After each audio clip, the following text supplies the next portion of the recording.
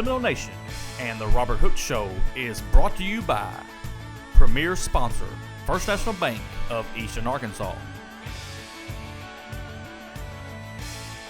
Bugmobile of Arkansas, H&R Block of Mississippi County, Ed Harshman and Harshman Reynolds, and Roller Swift Funeral Home. Council member Tyler Dunnigan. Farm Bureau Insurance Agent Grant Barnett. And now, the Robert Hook Show. And good evening, ladies and gentlemen, and welcome to another edition of the Robert Hook Show. And folks, coming to you this week on this Tuesday night, Seminoles very, very good football game last Friday night as they defeat the Melbourne Bearkats 40-22. And just go over scoring real quick on that game. First and foremost, let us say that we are sponsored by First National Bank of Eastern Arkansas. They are the official sponsor of the Robert Hook Show, and we appreciate them very much for being our premier sponsor. And you'll get to see the rest of the sponsors during the break. But we want to just tell them they're very appreciative for what they've done for us on the Seminole Nation and the Robert Hook Show. Folks, game starts with just two teams trying to figure out each other on the opening there. Melbourne wins the toss, takes the football, which is something that I really like because it gives us the option of taking the ball in the second half. And I just think that OCL a lot of times has very good success with getting the 2-for-1. What that means to me is you get the ball right before the half, get a score, and you get the ball in the second half and score again. Gives you 14-point swing, and you like to have that opportunity. But Melbourne, they wanted to put their offense on the field first. They had success in the air at the very beginning, but gets down and Osceola stops them on 4 downs and gets the ball back on their opening possession. We did have good success on the ground. We had a pass play where Osceola missed Greg Hooks on a pass out in the flat. He was open. MJ just missed him. We turned the ball over on downs. So Melbourne gets the ball back, and on their second possession with 2:08 left, number 6 Noah McSpadden has a 1-yard touchdown run. The 2-point conversion was good, and Melbourne took the lead on us 8-0. Seminoles come right back. Seminoles get the running game going on this next possession. Brandon Johnson had a huge run on the play. MJ kind of gets settled down a little bit on his possessions with 36.6 seconds left. There's a 19-yard touchdown run by number 5, Brandon Johnson. Jacob O'Kane's extra point was good. And we get to the end of the first quarter, Coach, 8-7. So, Coach, first quarter, kind of figuring each other out. MJ kind of misses a few passes here and there that could have helped you a little bit on moving the football a little bit more. But your defense stopped them 4 and out. And you go to 8-7 after one quarter. Just talk a little bit about the first quarter. Well, the first quarter, we come out and get a big stop on their first possession, move the ball a little bit, and we come up short on 4th down and give them the ball back. They come back and hit us and score. And I thought that we worked on a 4-front all week, and they come out in a 3-front. So once we come to the sideline, make the adjustments, we just said we were going to run the football. We're going to pound the football until they made us pass it. So, and that's exactly what we did. Come back and get, 3 good runs right up the gut, Brandon, and come back with MJ and, get the ball in the end zone and get the extra point to go down, which was huge. First we're going to try a 2-point conversion, got the penalty, then we send the extra point unit on the field. I just thought that we were a little stagnant early and missed some passes that we normally complete. But overall we got our stuff back together second half and come back and play football. We get into the second quarter, folks. Melbourne has the football. Coach, you have a play where Brandon Johnson has one go through his hands. Should have been a pick. And in big ball game, me and Bobby talked about this, and Bobby, you can allude to this. In big ball games like this, when you got two teams that are fighting to get the advantage, you have to take advantage of every opportunity you get. And Bobby, that we dropped the pick right there. Could have been big, and it would have gave us short field position. Yeah, you'd like to see Brandon make that pick. You'd like to see him go ahead and field that football and come down and give Osceola possession. But what I saw, I took away positive from that is we had the ability at that point. We were in really good coverage. Coverage was tight there. We also had pressure on the quarterback. Gabe Lawrence was having to scramble on that particular play, and he really had nowhere to go with the football, and he just kind of threw it up. And at that point, you kind of felt like, if we can pressure this kid, maybe we can make some good things happen. And we saw later in the game those things did happen. So you'd like to see Brandon come down with that, and you want that momentum swing in these big games. But, again, you have to look at the positive side of it and realize that, hey, he was where he was supposed to be. He was in good coverage. There was good coverage on the back side of the rest of the field, and we had some pressure. So the defense was working and doing what they were supposed to be doing. They get a 4th down conversion. Seminoles think they have them stopped. They make a 4th down conversion on this drive. Where the success on this drive comes from is right in the seam, right in the middle of the field. With 8:15 left in the second quarter, we had a 36-yard touchdown pass from Gabe Lawrence to number 3, Riley Gray. Went for the 2-point conversion, and it was no good. So what we have right now, folks, 8:15 in the second, 14-7, Melbourne leaves Osceola.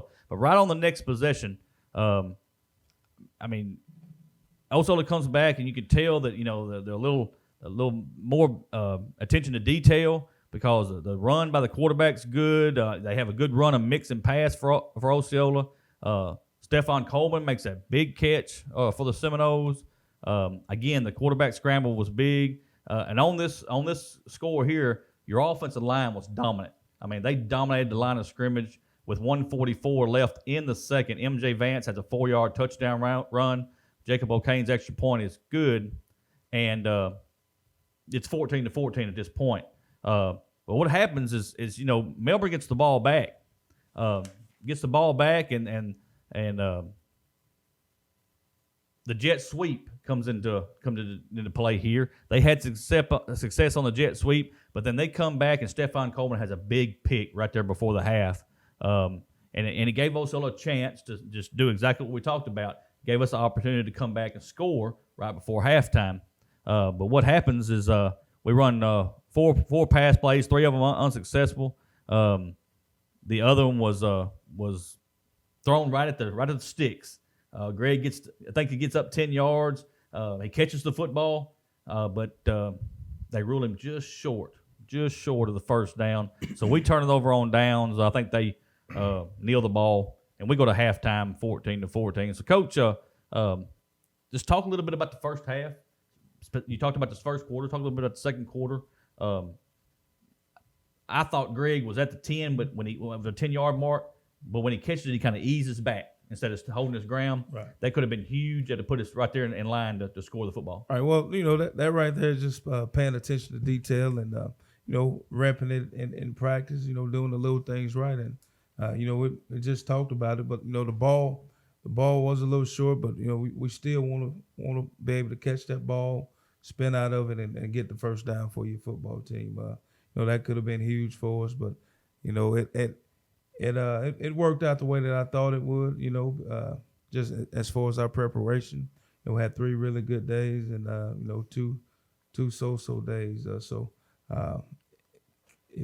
You practice how you play. So it showed up. It showed up in the game early, and I'm just proud that we were able to overcome it and pick up our play and win the football game. Bobby, Melbourne does a good job of mixing it up. They run the jet sweep on us. We hadn't seen it pretty much all night long. Get good success on that play. They wanted to run inside on it. Also did a pretty good job of bottling up the inside. But as soon as you think you got everything covered, they come over the top with a seam route. And it seemed like all night long, Osceola had trouble protecting the seam route. What Melbourne did really, really well was they schemed against whatever front or whatever defensive posture we were taking, and they used formations and motions to gain advantages on the outside mostly and in that seam. So that's a well-coached football team, and that's an offensive-minded head coach that studies film, and he knows what personnel are in the game. And he was well aware of what Osceola's strengths and weaknesses were. The seam route was open because of the splitting the two high safeties we play and kind of catching our linebackers looking into the backfield and not dropping back in coverage as quick as they should have. And that just gives you a hole right in the middle of that zone that it's created. We see it every day in high school football, college football, and pro teams run it. If you can, you're always going to have a hole in the middle of that zone, especially if you're not getting the proper depth with your linebackers. And the jet sweep, again, they load up to one side of the field, use motion to carry the defensive back across the field, and then you've got an H-back that just does a really, really good job of chipping on the defensive end just enough to give that running back the opportunity to get the corner. And they had enough speed to get to the outside. They were not a slow football team by any stretch of the imagination. So I think a lot of the things that they did were designed, and a lot of things were scheme and formation. But what Osceola did really well, what we did really well, is answer that. And the speed on our back half prevents those huge plays from happening. I think we had one deep ball that went for a touchdown, and that was in the seam. But most of the time, those jet sweeps, we had a couple that went for 17, 18 yards, but most of the time our back half has enough speed to make up the difference. That may not be true next week, or this Friday, but all in all, I think the defense answered what Melbourne did really well. Every one of these ball games is a chess match. And you come out there and I know Coach Hooks, and we've talked about this in the past, but we'll come out and see a play in week 10 and go, where's that play been? We haven't ran it all year. Yeah. Well, that's because he's been saving it. Yeah. It's something that schematically or that a defense gives you. So these other teams are doing the same things. Yes. So you get out there and you're feeling yourselves out in the first part of those ball games. We don't see these teams. Melbourne's not here often. We don't see Camden Harmony Grove a lot, so you don't know a lot about them. So when you get a new wrinkle, you got to make an adjustment. And I think that's what Coach Teague and Coach Hooks do very well. Exactly. They adjust to what the other team is doing. So that's key. You're right. And it's a chess match. And you're exactly right. It's a bend, not break kind of outlook because you get to the halftime, you're going to be able to make some adjustments. And both teams get that opportunity, and both of them made some adjustments. We'll talk about the second half here in just 1 second. Some of your stats from the first half, Osceola had 17 rushes for 85 yards, 4 for 9 through the air for 53 yards for 138 yards total offense in the first half. Melbourne was 20 rushes for 84 yards. They were 8 for 12 through the air for 102 yards, 1 pick for 186 yards of total offense. So one thing that was a big shining spot for the Seminoles was Brandon Johnson. He had 8 rushes, 51 yards, and 1 touchdown all in the first half. So the running game was doing well in the first half. Coach, we get into the third quarter. Again, you're thinking, hey, here we go. We get the opportunity to get the ball in the second half. We're going to set the tone right off the front end.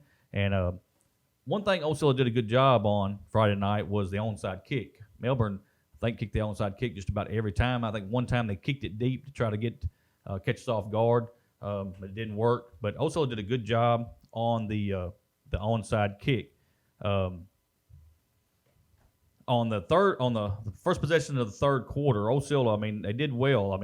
Greg Hooks had a big yard completion for a number of yards. MJ scrambled very well. Seminoles got it down close enough to where you thought, well, we'll take a shot at the field goal. Jacob O'Kane does an excellent job of kicking the football. He's got great distance. Seminoles set up for the field goal, and he just kicks it left. Just left of the crossbars. Had plenty of distance. Just kicks it left of the crossbars. But, that shows that Osceola, they can kick a field goal if they want to. And he wouldn't hesitate to do that again. I think that was a good chance there of just trying to get something else, another way of doing something positive. And but nevertheless, folks, we missed the field goal. But this is what I was talking about. Melbourne's first possession of the third quarter, Seminoles hold them 3 and out for a punt, and that tells you right there that Seminoles have made some adjustments, and they made them punt that football. So on the second possession of the third quarter, Seminoles strike again. Started off though, Coach. Trey Moore was kind of wide open at one point. He kind of short arms him right in the middle of the field. He was wide open. It's tough to miss. It's like a big target out there saying, "Hey, throw it near me, and I'm going to catch it," because he was wide open. At that time, you change quarterbacks. Look up, and here comes Don Taven Littleton in at quarterback. He throws a big completion to the outside to Trey for a nice yards. Then he turns right around and goes right down the middle of the field, hits Dan Newsom at the 10-yard line. I mean, just perfect throw to the 10. Dan goes up and gets it. Just climbs the ladder, goes up and gets it, makes a huge catch. So it gets you to the 10-yard line. Don kind of scrambles down to around the 1 or 2, and then you bring your big back in, MJ Vance, and he puts it in. So with 5:11 left in the third quarter, MJ Vance has a 1-yard touchdown run. Jacob O'Kane's extra point was good. Seminoles lead 21-14. And, Coach, that's the only score in the third quarter. So just talk a little bit about the decision to change the quarterback. Well, just we trust all three of our quarterbacks. And, at that time, MJ was just struggling a little bit on the pass. And, we were going to give Dunn a shot to see if he could hit it, because we called it 3 or 4 times, and it was open 3 times, and we missed it 3 times, and wanted to give Dunn a shot. They covered it when Dunn was in, and we went over the top to Dan. And Dan is probably our most fearless guy going across the middle. He's gonna go up and get the football regardless of where he is on the football field. So huge play by him, and to give us a spark there. Bobby, again, they go in at halftime, they make adjustments, and the defense for Osceola steps up big in the third quarter and keeps Melbourne out of the end zone. And that speaks to the even the beginning of the football game in the first half and into the third quarter. You really found it was a defensive struggle almost. You had 2 offenses that have put up a lot of points in the season, and neither one just really ever got into a true rhythm, even through the third quarter. But what you could kind of see happening was you could see the momentum swinging. And then you could see Osceola start to have a little bit of success. I think in the first half when we were looking down there, you could see maybe a little doubt creeping in. Oh, my goodness, are these guys that good? Can we play with them? But in the third quarter, you saw, okay, we're having success. You saw that confidence start building back up. You saw guys start to walk with a little more swagger, and you could tell that things were changing in the football game. You're exactly right, and they did change. You get into the fourth quarter here, Seminoles get the ball back. MJ Vance checks back in at quarterback. You did have Don in on another possession, but you decided to go back to MJ in the first of the fourth quarter. He throws a strike to MJ Vance. I'm sorry, to Greg Hooks. He runs the ball 52 yards on a pitch and catch from MJ Vance to Greg Hooks Jr. Extra point was good, and Coach, you come right back, hit that out pattern there, and makes the defender miss, and he runs for a touchdown. That's the spark. You needed something good to happen, and it did. And Greg Hooks had an excellent catch. You go up 28-14 at that point. Comes back. Melbourne gets the football. The first play from scrimmage, they throw a pick.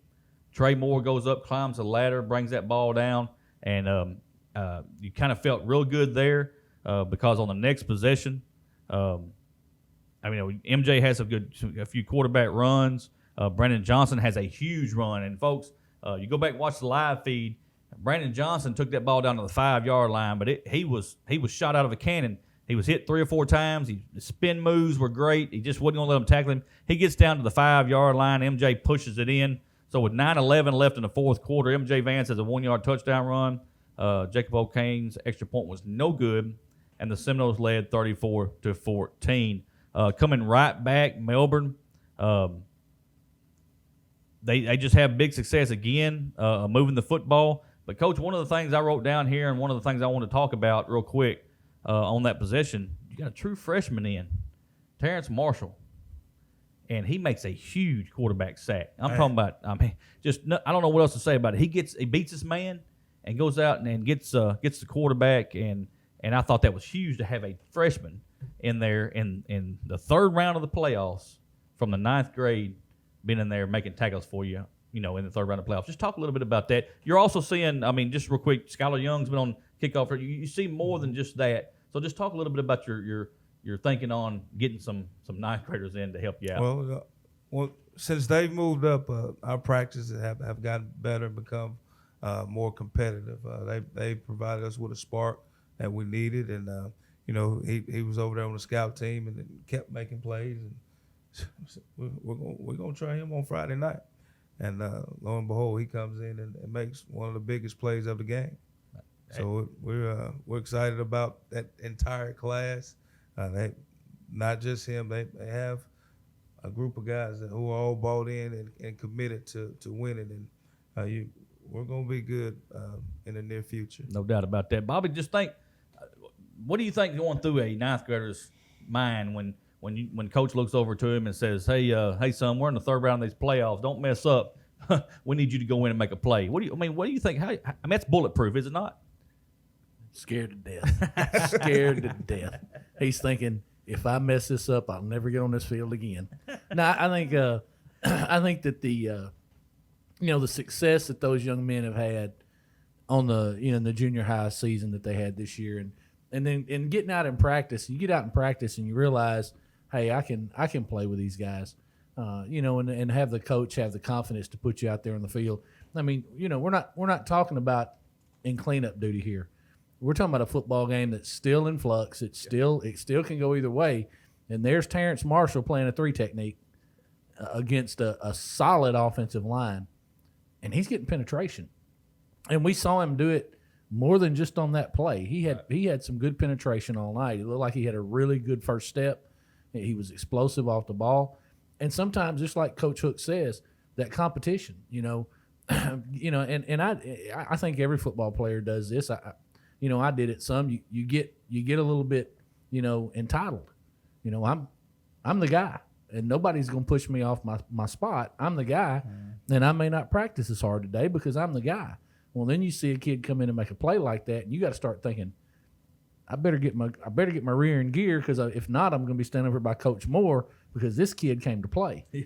And that's what that competition breeds excellence. I believe that firmly, and I think that's what you saw out there Friday night. The kid's out there to play football, and he's doing a good job against a solid football team.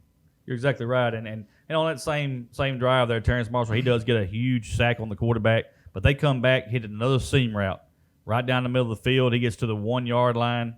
Number 6, Noah McSpadden, comes in for a 1-yard touchdown run. Alex Bray's 2-point conversion run was good. So with 6:48 left in the ball game, 34-22. So you got a 12-point game at that point. But when you got playmakers at Osceola, folks, they respond. They understand the magnitude of this ball game. 12-point lead. You just know that it's coming. On the next possession, the very next possession, Osceola gets the ball. MJ Vance just takes over, folks. And I hate to say that. He's got his offensive line blocking for him. He's got everybody else blocking for him. I'm not saying that, but he just kind of takes over. With 6:30 left in the ball game, MJ Vance has a 50-yard touchdown run. And if you watch the live feed, I said it. I said it just like I said the week before. I said, folks, you're going to watch these highlights on every news station in Arkansas, because that's a man running a football the way he ran it. It's just unbelievable how he took that on his shoulders and kind of took a little offense to them scoring and said, no, I'm going to put us on the back, and we're going to score again. And they did. 50-yard touchdown run. That was the last score of the ball game. They ended up getting the ball back. We made them turn it over on downs. So, I mean, that was pretty much the way that it ended up. We final score 40-22. And, Coach, your team responded in the second half. It seemed like the very first half was kind of a chess match, just trying to feel each other out, see what we're going to do. Good adjustments at halftime. Seminoles come out in the second half, wanted it more than Melbourne did, and Seminoles win 40-22. And lets us live another day. We talked about how special it was to play on Thanksgiving, and it was. Had a good crowd, both sides of the ball, both sides of the field. I'm sorry. And the Seminoles get a big, big win, 40-22. Bobby, before we get out of here on this game, 14-14, you can say, "Uh-oh, I don't know if we're going to be able to keep up with this team." You come out in the second half, you start off with it when you finally get your first touchdown, but then we kind of take over the ball game, and Melbourne just kind of the mistakes killed them. I think they had 3 turnovers in the ball game, and I'm just here to tell you, when you're playing and deep in the playoffs, you cannot turn the ball over against good football teams, and they'll make you pay for it. You win the turnover battle, you're most likely going to win the football game. We talked about it in the first half. We saw that Gabe Lawrence, who is an excellent quarterback, kid has got a cannon for an arm.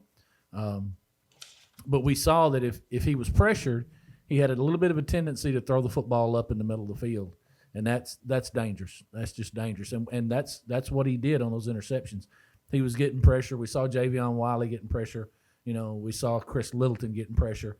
And these guys are in the backfield. Chris. One of the things I think it escapes you about Chris is he's a big, strong kid, but Chris can run, and it's hard to get loose from him.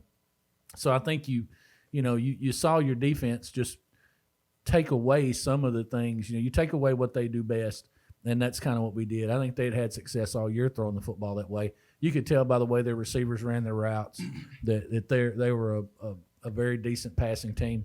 You put enough pressure on a quarterback, he's going to make mistakes. And you went back to the 50-yard touchdown by MJ. We saw a run from him last week that we thought, man, that's the best run I've ever seen. Yep. But I'm going to tell you the one this week was better. Yep, I can agree. One of the most vicious stiff arms I've seen in a really long time. And what struck me about that is the Melbourne defender had enough composure to reach up and grab MJ's arm. He thought, okay, you're going to stiff arm me. I'm going to hang on to you. MJ runs backwards for about 12 yards. He's backing up, dragging this kid, and that's testament to MJ's ability to maintain his balance and his composure and to continue to try to push himself down the field. And then it's just strength and want to, and that's what we've seen all year out of MJ. We know the kid's strong. We know he's a load to bring down, but when the ball is in his hands and the game is on the line, he just wants to, and that's the kind of player you want to have on your football team. No doubt about that. Looking at some of the stats for the finals of the game here, Osceola had 44 rushes, 284 yards, 8 for 17 through the air for 166 yards. 450 yards total offense. Melbourne had 30 rushes, 92 yards. They were 16 for 30 through the air for 258 for a total of 350 yards. So it shows you there, Bobby, looking at the two numbers there, 92 yards rushing on 30 carries. So it tells you what your defense did to the run. 16 completions for 30, 258 yards through the air. So most of their success come through the air, and most of that was on that seam route that we talked about. They did beat us there numerous times, 350 yards total offense. So, I mean, you have to tip their hat off to them. They found a way to get the ball through the air on us, just couldn't get the ball rushing the way they wanted to. Like I said, the 3 turnovers was huge. It was a big part of the ball game. Looking at some individual stuff here, MJ Vance had 21 rushes for 146 yards, 4 touchdowns. He was 6 for 13 through the air for 116 for 1 touchdown. And then the other stat that I love to see, Brandon Johnson had 111 yards rushing, 1 touchdown. When you can see another man that's getting over 100 yards, except for your quarterback, that tells you that you had good success on the ground that night. We talked about it too, Michael. The inside zone, there was about 4 or 5 runs there where Brandon was 1 step, and he would get tripped up, and the Melbourne defenders did a good job of getting their hands in there, and even if they were blocked down, because again, Kenyon Troop is mauling the people in front of him, but they're doing a good job of getting a hand on the foot or doing something. And we had talked about that a little earlier in the game, that Brandon was 1 step away, and then it wasn't long after that he breaks one. The offensive line of the Seminoles did a really, really good job this week. Melbourne did get some pressure at times when we were trying to throw the football, but for the most part, I thought the offensive line graded out really, really well. I agree 100%. Greg Hooks had 3 catches for 72 yards and a touchdown. Trey Moore, 3 catches for 36 yards. Some of the things I just wrote down here, Stephon Coleman was big on the interceptions, and then he had some good runs for us, gave us a spark. Dan Newsom comes in, makes a heck of a catch out there. You had Brandon Johnson making some key knockdowns on some plays that could have been first downs for them. Don't leave out Dan Newsom on the blocking on the wide receiver screen. Yes. I'm going to tell you, Dan is a difference maker. And again, we talk about the unselfishness of that wide receiver crew. Dan's out there. He knows he's not getting the football. He could take that play off, but instead, what he's doing is doing his job, and he's blocking it up the way it's supposed to be blocked up, and he's springing these guys on wide receiver screens. Some of the better blocking I've seen this year. I agree. And the other thing I had written down was the switch at quarterback when Don Littleton come in and gave you that spark. Sometimes when things just aren't going exactly the way you want it, you look for something that gives you that spark. And then when it does, you take off from there. All you're trying to do is get started. When things aren't going right because you're not getting started, you make a change or you do something differently and it gets you shot out of the cannon, then the rest of it is just following. I mean, it's just the way it is. So, folks, that's the scouting report. Or I'm sorry, that's the recap on the Melbourne game. Went a little long on that, but I thought it was very important for us to break it down a little bit differently than we've done in the past, kind of give you a little bit more insight on some of the plays and things that led up to some of these scores, and then let you know about some of the players that don't get a lot of recognition but do good things. So that's what we did here. Seminoles defeat Melbourne 40-22, puts us in the state semifinals one more time. And when we come back, we'll let you know who we're going to play in the semifinals, and then we'll do our pick'ems, and then we'll talk to you a little bit about what's going to happen in the future. So this time we'll take a timeout, let our sponsors get a word in, and we'll be right back. First National Bank of Eastern Arkansas is the official bank of the Seminole Nation and the Robert Hooks Show. Our premier sponsor, First National Bank of Eastern Arkansas, is Eastern Arkansas's largest independently owned bank. First National Bank of Eastern Arkansas specializes in all your banking needs, including personal banking, online banking, business banking, savings accounts, loans, CDs, and IRAs. Go down to the First National Bank of Eastern Arkansas, speak with President Greg Reese and teller supervisor and loan processor Taylor Lucius for all your banking needs. First National Bank of Eastern Arkansas is a proud sponsor of the Osceola Seminole Nation and the Robert Hooks Show.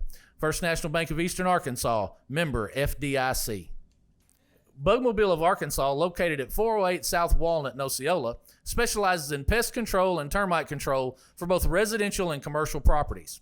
Owners Oscar and Jade Gonzalez would be happy to come out and give you a free estimate, and you can also contact Bugmobile at 870-563-6811. Bugmobile is a proud sponsor of your Osceola Seminoles and the Seminole Nation. H&R Block of Mississippi County is a tax preparation and financial service located at 2981 West Kaiser in Osceola. They can be reached at 870-563-5710. H&R Block of Mississippi County is a proud sponsor of the Seminole Nation. Ed Harshman and Harshman Rentals, located at 202 West Johnson in Osceola, can meet all of your residential and storage rental needs. Harshman's has apartments and housing located throughout Osceola and Mississippi County, both furnished and unfurnished, available for rent. You can contact Harshman Rentals at 870-563-3694. Ed Harshman and Harshman Rentals are a proud sponsor of Osceola Seminole Athletics and the Seminole Nation. Roller Swift Funeral Home of Osceola is a proud sponsor of the Seminole Nation and Osceola Seminole Athletics. Located at 2173 US 61 South, Roller Swift Funeral Home specializes in funeral services and helping families with the costs associated with them. For more information, contact them at 870-563-6578 and speak with David Tucker. Roller Swift Funeral Home, with all our respect. Councilmember Tyler Dunnigan is a proud sponsor of the Seminole Nation and the Robert Hooks Show. Tyler is working for a better Osceola with real commitment and real results. Councilmember Tyler Dunnigan for a better Osceola. Farm Bureau Insurance of Osceola and Agent Grant Barnett proudly sponsor the Seminole Nation and the Robert Hooks Show. Contact Grant for all of your auto, home, and life insurance needs. You can see Grant at 3125 West Kaiser in Osceola and contact him at 870-563-6561. Farm Bureau Insurance and Agent Grant Barnett are proud sponsors of the Seminole Nation. And welcome back to the Robert Hooks Show. Folks, just real quick, thank you to all the sponsors, man. Y'all have been so great all year long. This has been a dream come true. Without the sponsors, it does not happen. We appreciate that so much. So we told you that we let you know who we're going to play in the semifinals. Final four is what we got right now. We're going to play the Camden Harmony Grove Hornets, and they're a good football team. They did beat Rising at Rising 36-20, and tell you what, it was a good football game down there at Rising Friday night. So let's talk a little bit about the Camden Harmony Grove Hornets. They are coached by Mr. Ernie Horse Camp. They are 11-2 overall, 6-1 in conference. Their wins come against Junction City 30-26, Bearden 54-0, Bismarck 68-14, Genoa Central 60-21, Horatio 54-7, Centerpoint 48-14, Falk 42-2, Smackover 46-7, Mansfield 56-33, Clinton 46-14, and Rising 30-16. And folks, their only losses come to Fordyce 46-22 and Prescott 60-32. You can see they put up a lot of points. They're 4-1 at home, 4-1 on the road, 3-0 on neutral sites. They've scored 588 points on the season, giving up 260. That's an .846 win percentage, and they're on a 4-game winning streak after that loss to Prescott. Looking at their team totals, on rushing for the year, they got 2,858 yards rushing, passing 1,449 yards for a total of 4,307 yards, 64 touchdowns. So, Coach, looking at Camden Harmony Grove, they're very explosive. They like to run the football, but they can pass it too. They do both of it about as equal, but they want to try to run on you if they can, and then if not, they'll try to pass against you. Talk a little bit about the Camden Harmony Grove Hornets. First off, Coach Horsecamp, he's another great coach, does a great job, and they're going to be a well-coached ball club. Pay attention to detail. First off, offensively, their quarterback, number 4, Zach Smith, does a great job of manning the offense. He takes control, and you can tell that he really has a hold of the offense. Their number 1 playmaker is Zaylen Falls, number 3. He's a kid that is very explosive and can make plays in the special teams, anywhere on the field on offense, running back, in the slot, or even direct snap. They direct snap it to him sometimes. So he's a guy that we have to know where he is at all time and have to make sure that we tackle him. I've seen him reverse field many times and score. So he's very explosive, and he's one of those guys that he's a lot like the kid at Newport, Theron Davis, but I think he can start and stop a little faster than Theron can. Speed, they're probably about the same, but he's a little more shifty than Theron. So he's a very, very special talent. The other guy they have in the backfield is Mecca Arnold. He's a junior, 5'10", 192 running back. Does a good job of running downhill, runs violently. Had to account for him and know where he is. On the edge, they have a receiver, number 30, Damian Daniel, 6 foot. He looks like he's about 180. He's a guy who can go up and high point the football.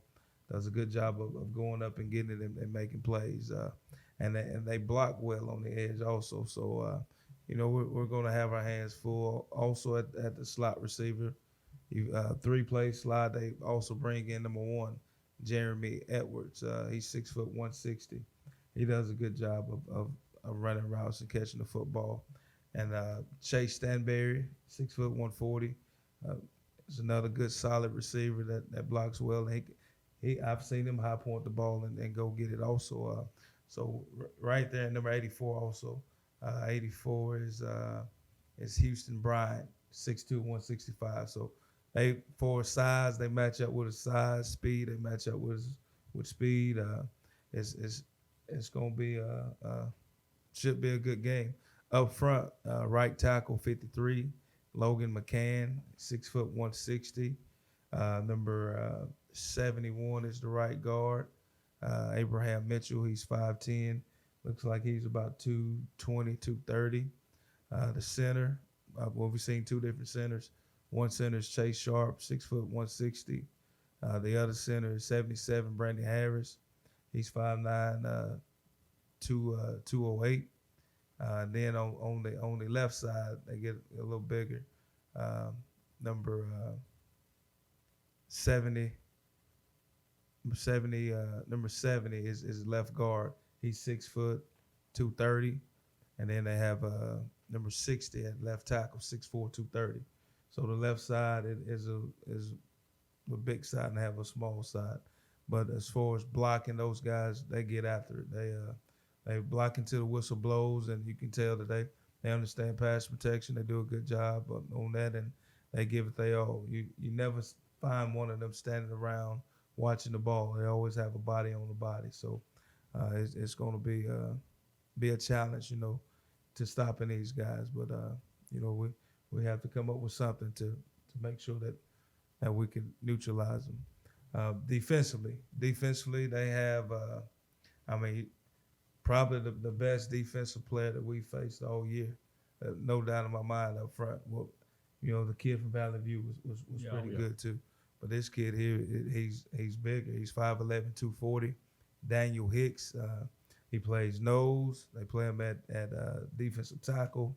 When they go to a forefront, they'll play a 3-3 stack and a 4-2. So they're gonna mix it up as far as the front coverage. They a heavy cover 3 team. They will play some other coverages, but for the most part, they're a cover 3 base team. But Daniel Hicks, we have to know where he is at all times. Is a really good playmaker. The next playmaker, I'm guessing it's his brother, Tobias Hicks. Number 2, he's the Mike backer. He's 5'11", 157. He's a sophomore, and I think he is probably the best linebacker. He comes downhill and makes plays. And then number 7, the running back, Mecca Arnold, is a stack backer. He flies around. Number 5, Jermaine Edwards, and number 1. So I don't know if they're brothers or not, but 1, Jeremy Edwards, plays corner. He does a good job. You can tell he's overall, their defense is really good. They fly to the football. Quarterback is the free safety, so he understands what offenses are trying to do. So you can just see those guys are well schooled, and it's going to be fun, but also going to be a challenge for us. So we're excited about it. Anytime you play in the semifinals, that's what it should be. Should be 2 good ball clubs facing each other, and I think that we'll be up for the challenge. I agree. When you're in the Final Four, they're all good. The ones that are not up to par are not there no more. You're playing heavyweights every week. Played a heavyweight, in my opinion, last week. They were very good. You're going to play another heavyweight this week, and if we're so fortunate enough to make it to the state championship game, you're going to play another heavyweight there, no matter who it is. So it's just the way it is right now. I've always been taught to be the man, you got to beat the man. So it's time to go. Bobby, just a little bit about these players here. Let me give you a little stats. Their quarterback, Zachary Smith, he's 75 for 153 through the air, about 1,449 yards passing, 17 touchdowns. He only got 38 rushes for 95 yards. So it tells you that a lot of times he don't like to run. I have seen film where he will pull it and go, and it's been success because a lot of times they're not looking for him to run. But he does have some success sometimes when he runs. He's got a total of 1,544 yards. Looking at your running backs here, it's very impressive here. They're like a little duo here. Number 3, Zaylen Falls, has got 97 carries for 986 yards, 14 touchdowns. He's also got 21 catches, 340 yards, 6 touchdowns for a total of 1,326 yards total offense. Very impressive. Their other running back, number 7, Mecca Arnold, he's got 99 carries for 800 yards, 13 touchdowns. He's also got 6 catches for 76 yards and 1 touchdown, 876 yards of total offense. Their 2 receivers, number 30, Damian Daniel has 28 catches for 722 yards, 6 touchdowns. He also has 11 rushes for 218 yards and 3 touchdowns. So he's got about 940 yards total offense for himself. And the other one is Jeremy Edwards. He's got 13 catches for 221 yards and a touchdown. Also rushes for 277 yards and 5 touchdowns. So 498 yards. So, Bobby, what this kind of shows me is they'll use the receivers to receive the football, but they'll also use them to come through on the speed sweep or whatever it takes to get them to rush the football too, with them having the rushing yards that they've got. Quarterback looks to be he wants to pass the ball. He doesn't run the ball a whole lot, but he will. You'll see him every now and then fake the repass option, take off through the middle, or sometimes he'll take it on the on trying to roll out and throw the football. But where Camden Harmony Grove is very heavy yards at the rushing position. They got 2 running backs that can flat out go. and they want to establish a run. They want to be a run-first football team. They operate out of the spread, much like everybody else these days, almost everybody else these days in high school football. It's not as much a true spread RPO offense that you see out of Osceola and we saw out of Melbourne. It's more of a power spread where they want to run the football out of it more than they throw it. They're run heavy, and I think this week you've got to make them beat you with the quarterback's arm. He's not a great runner. He can get it done if he has to, but it's a situation where they're going to line up and try to hit us in the mouth. They're going to line up and try to, we're going to see the inside zone. We're going to see the speed sweep. We're going to see the jet sweep actions. We're going to see all those things that have been successful against us through the year.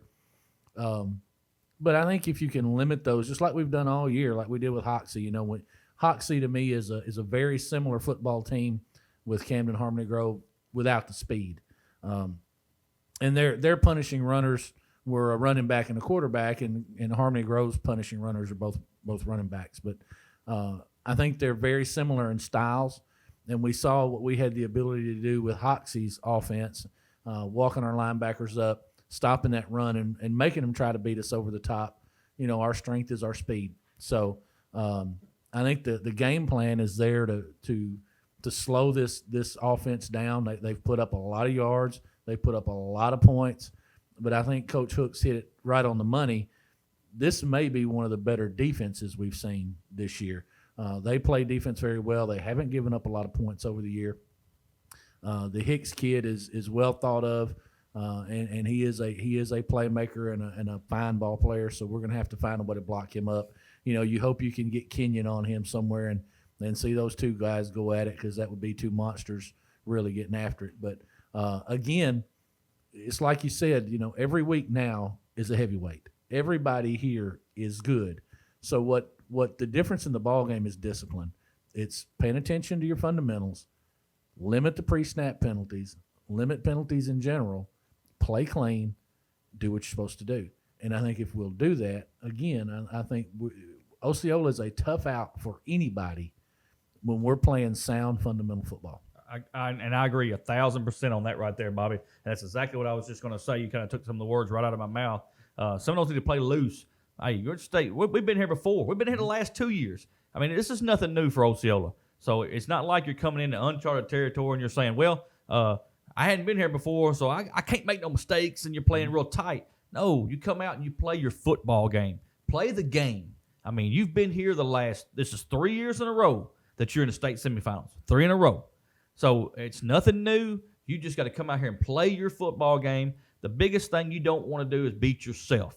And we possess the playmakers. And that's the thing I think that is different with us and many of the other football teams that we faced. We've seen through the year, and we've picked this player of the game every week. We've picked an offensive lineman. We've picked a defensive player. We've picked a receiver. We've picked a running back. We've picked a quarterback.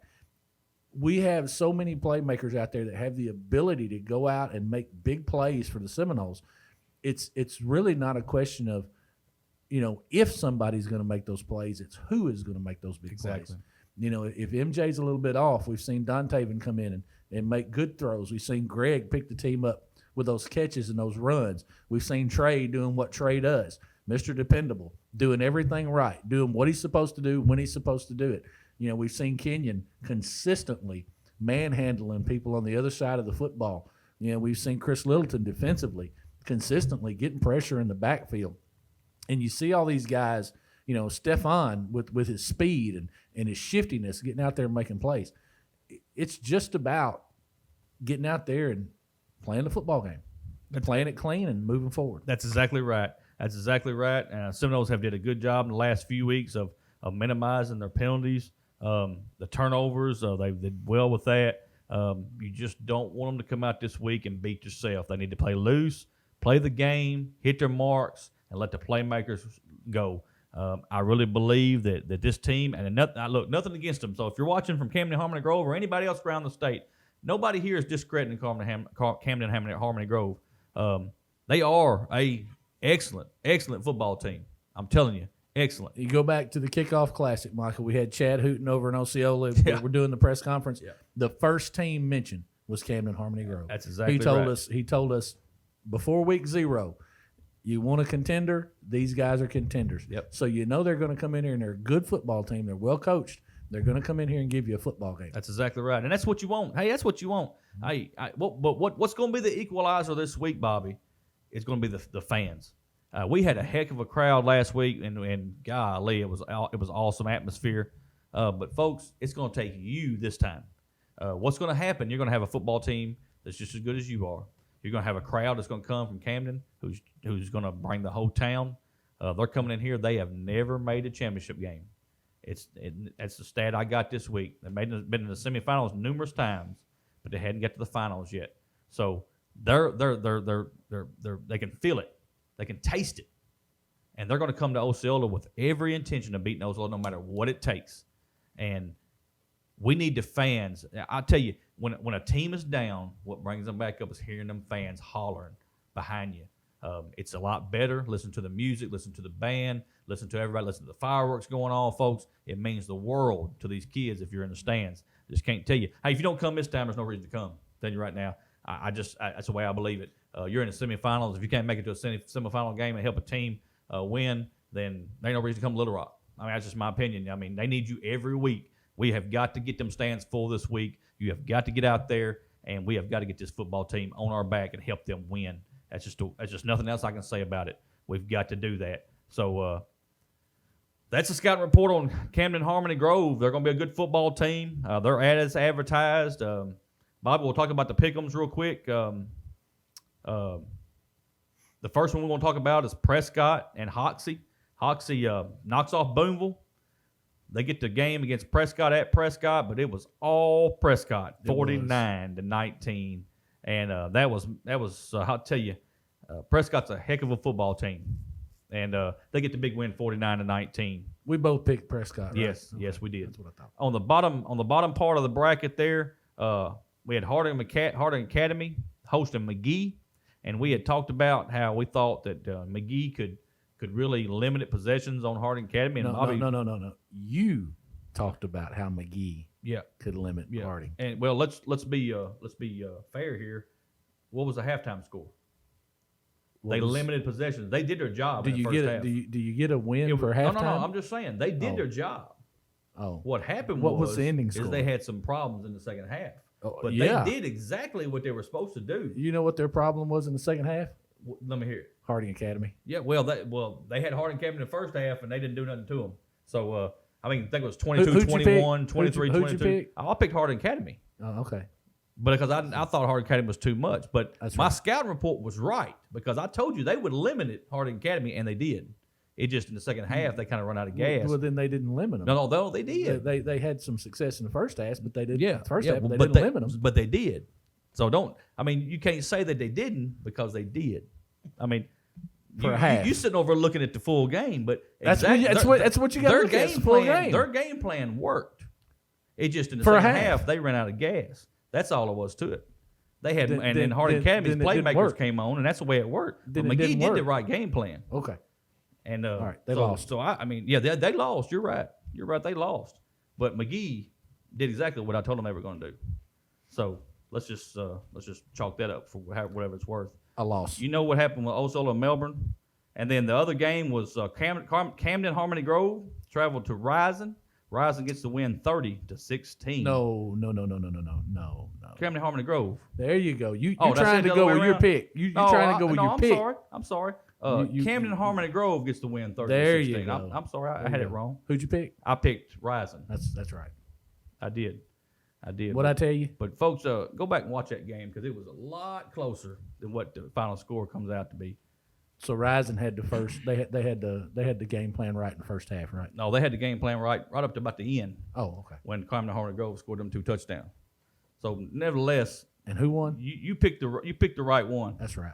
But it'll be all right because I think if you go back and look at the regular season, I think you're still behind 2 or 3. So I'm behind 2. Let's just. I know that. That's because you rode Corning until it wasn't folks, convenient. Let me just say this. He he talking about how he picked right. I'm wrong. You go back and look at the regular season up to now, he's behind 2. That's because we ain't got but 2 games left, folks. So that's he's because gonna you take bailed on Corning. That's He's 'cause going you to take bailed. here it is. That's because you rode Corning until they were Here it is. inconvenient. Oh, was that the first half of Corning or second half of Corning? Oh, both. So is it going to be this or is it going to be this? Or are you going to put both of them up like this? You don't even know which Come way's on now. the right Come on way. now. Which one's it going to be? You want somebody to kick a field goal? Or Because what? you're not going to catch up. You're not going to catch up. There ain't but 2 games left. We ain't going to pick the Osceola game because we know how that's going to come out. But the other game, we'll go ahead and get it ready to go. The other semifinal game, folks, Harding Academy and Prescott. What you got, Bobby? You gonna think I'm crazy. You ready? Yep, You because ready? I hope you ain't going to pick the same one I'm going to pick. I'm picking 'Cause Harding. I'm going with the home team. I'm going with Harding Academy. Well, I'm going with Prescott. Well, there you go. Because I'm going to tell you right now, Harding Academy, they better get the track shoes on because Prescott's going to run after that quarterback all night long. Yep. He better get the ball out early. He better get it out early. I watched him last week against McGee have trouble when McGee got to him. He couldn't get the ball out. I heard them announcer saying, well, I can't believe it. I can throw 4 incomplete passes like it was the end of the world for Harding Academy. Folks, I'm telling you right now, it's going to be a track meet Friday night. Prescott's going to be all over that quarterback. He better get it out fast or Harding Academy be going home with a loss. I'm just telling you right now.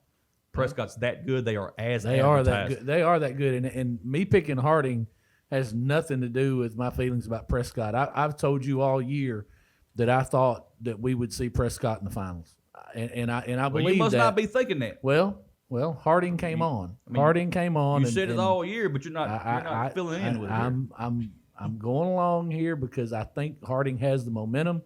They've been putting points on the board. They've played well. They're a sound, disciplined football team, and I just think the time is right. You know, we've seen Booneville go down. I don't know that Prescott can get past Harding, and Well, they've and got to that go is to that is no Prescott. slight, and that is no slight on Prescott because they are the real deal. They got to go to Prescott. Yep. And I'm going to tell you, the quarterback better get the ball out early because if he don't, he's going to be laying on his back. And that's the recipe for success against I think Harding this is the Academy. best team Prescott's seen all year. I may agree with that. But I think that Harding Academy ain't seen nobody like Prescott either.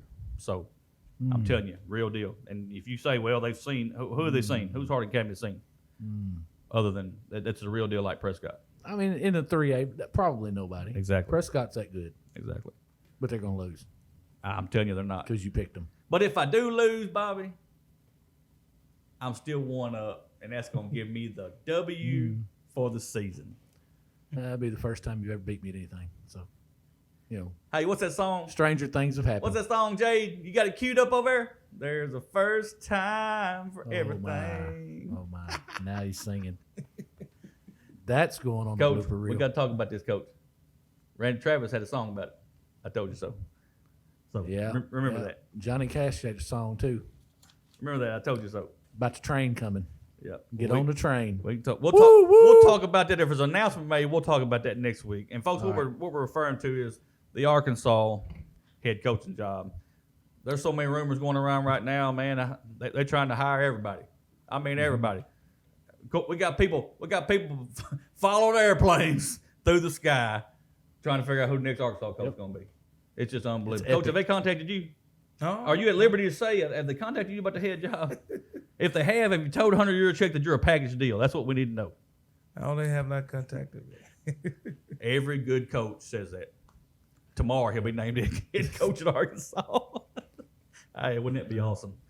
So, all right, there we go. Bobby's going to pick Harding Academy. I'm picking Prescott. No matter what, I can't lose. I love it. Ooh, I love it. Going to next week knowing I can't lose. We're going to have, I hope we have a showdown. Hey, Friday night, folks, it's going to be real. It's going to be real. Yep. Hey, please come out. Get in the And get in the stands. stands. We've got to have this. I mean, there's nothing else you can do. Hey, come out and start barbecuing at lunch. Take the day off. You know, it's time to put these boys back in the finals. They have worked their tail off. Since they lost that ball game last year at War Memorial Stadium, they have did nothing but work their tail off for you, for themselves, for their brothers, and for you. They want to reward them with being in them stands this Friday night, please. Coach Russell Leggett wants you to be in them stands this Friday night. I want you to be in the stands this Friday night. We want the stands full. Don't watch the live stream. Come to the ball game and watch the live stream on your phone. We see it all the time down there if you want to watch the live stream. But come out and get behind these boys. Let's pack the house and let's do this. We need people in the stands. Don't let them outnumber us. That looks awful. you're in Osceola. We are the number 1 seed. We are at home this Friday night. We've been at home every week. Don't let Camden Harmony Grove come down here and outnumber us fan-wise. Get there early. Let's get loud, and let's get back to the state championship game. Anything final, Bobby? Nope, just need to get in the stands and get out there and support the Seminoles. This is it. It's the last ball game in Osceola this year, and you don't want it to be the last ball game. You want it to be the last one in Seminole Stadium because we're going to Little Rock. I agree 100%. Coach Robert Hooks, we appreciate you one more week taking your time out, coming in here and doing the show with us. Next week we'll have another big show, and then hopefully we'll be able to stand here and talk about playing for a state championship. So, folks, want to thank our sponsors one more time. I know we went long tonight. Just when you get close to the end, you got a lot of stuff to talk about, and if you want to fast forward through some of it, just go right ahead. We think it's very important to give you all aspects of everything that we do with Seminole football, and that's exactly what we did. We'll have another show next Tuesday night, no matter what happens. Hopefully we're sitting there talking about making plans for Little Rock on next Saturday. But no matter what happens, we're going to have a show next Tuesday night. Tune in. Don't forget, folks, 7 o'clock this Friday night, Osceola, Camden Harmony Grove, Seminole Stadium.